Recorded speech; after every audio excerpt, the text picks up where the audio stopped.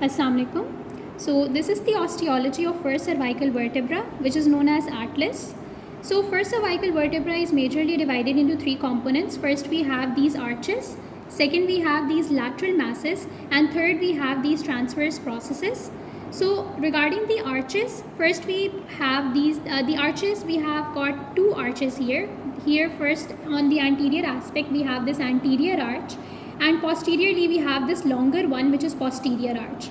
So this anterior arch anteriorly has got this anterior tubercle, and on the posterior surface of this anterior arch we can see this oval facet, which is going to articulate with dens of the second cervical vertebra.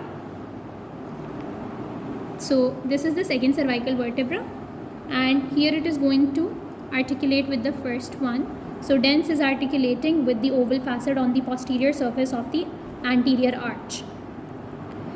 So about the posterior arch, we have this posterior tubercle, and behind these lateral masses we have got these grooves on the superior surface of these posterior arches. Now we're going to discuss the lateral masses. So lateral masses, superiorly we have these superior articular facets, and inferiorly the lateral masses contain the inferior articular facets here.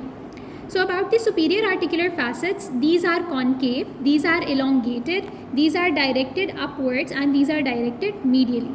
As we can see that these are directed medially. And this superior articular facet is going to articulate with the condyles on the base of the occipital bone to form the atlanto-occipital joint. And at this joint we get the nodding movements, which is when the movement of the head when a person is saying yes.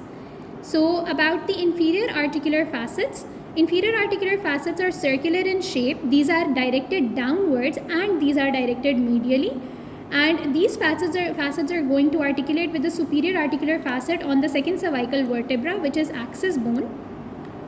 So here we can see that this is how it is going to articulate with the second cervical vertebra.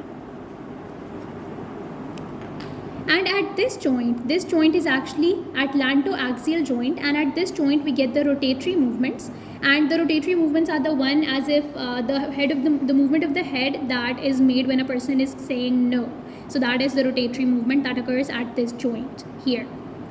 Now we're left with the transverse processes. About the transverse processes of this first cervical vertebra or atlas, we can see that these transverse processes are longer than the other ones. So, and this transverse processes again are pierced by this foramen, and this foramen is known as foramina transversaria.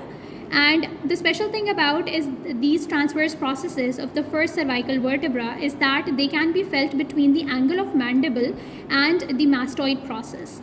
And also the length of it is actually really long, because it has to act as an efficient lever for the rotatory movement that this vertebra has to perform. So this was all about the osteology of the first cervical vertebra, which is atlas.